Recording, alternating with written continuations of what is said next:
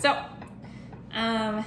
this project was challenging because every idea that I could come up with has already been invented. Maybe I'm just not that creative, but everything definitely already exists. So here's my thought process. Oh, it was also challenging because I'm in isolation, so I was limited to stuff that I could find in my house. So I was in my kitchen. Well, no, here, let me start differently. I was thinking about toys that I had as a kid, and I remembered having like one of those teddy bears that you could squeeze, like you could record a message into it, and then when you squeezed it, it would say the message. So like your parents could record like, I love you, and then you could squeeze it and it would say, I love you.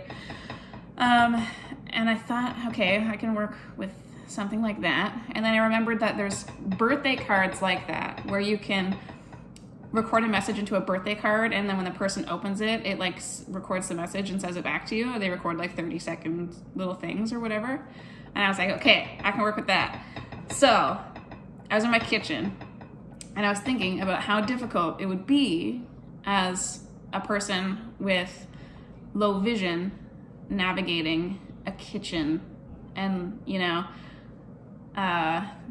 what different cans are and what different things are. So I decided to do a Christmas baking with low vision idea. If kids are to make like Christmas baked goods or whatever. So here I have 3 jars of things that all look really similar and would be really hard to tell apart if you had like contrast sensitivity or were legally blind or whatever. So what I have is a jar of flour and a jar of fine sugar and a jar of it's either baking soda or baking powder, I can't remember.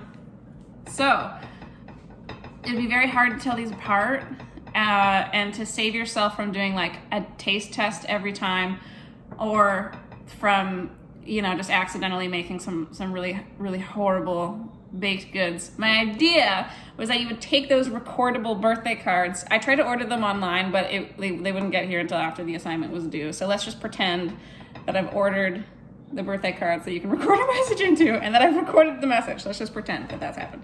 So my idea was that you could just like when you get home from doing your grocery shopping and you put it into the jar, you would then record into it what it is. So I would just record flour, and then any time that I was baking, I'd be able to just open up the card and it would tell me flour. And I could just open up this and it would just tell me that this is baking soda.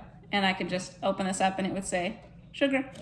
And that way, if I wasn't sure, I wasn't confident, I could just open up the little card and it would tell me what it was. I know there's like apps called like Be My Eyes, where you can like video call somebody and just ask them, and then they tell you. But that kind of depends on volunteers being available to answer the phone. So I'm sure there's other workarounds, and I'm sure there's much better systems than this. But anyway, so that's what I came up with for Christmas baking, so that you don't accidentally make really disgusting baked goods.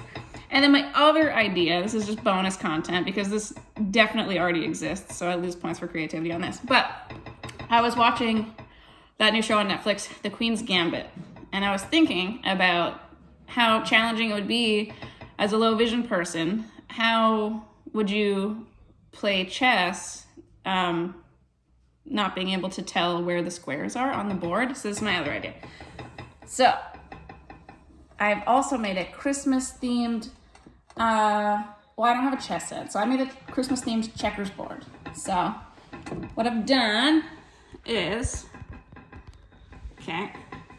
so I've put ribbon around a pizza box so you can feel where the divisions are between each square. So you could count like, okay, 1, 2, 3, or whatever, and you would know where the divisions are in the checkers board. And then also I've put just a textured paper towel down in between the different squares so you can feel like okay, this one's smooth, this one's rough, so that's the one that I want my piece to be on.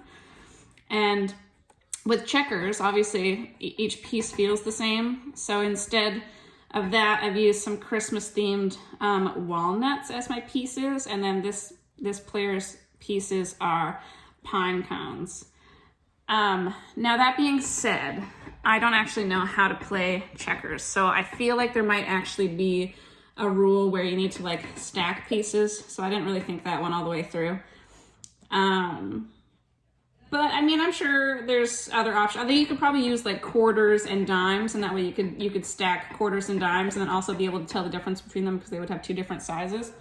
But anyways, that's my cute Christmas themed checkers board. Yeah. Okay. Thank you.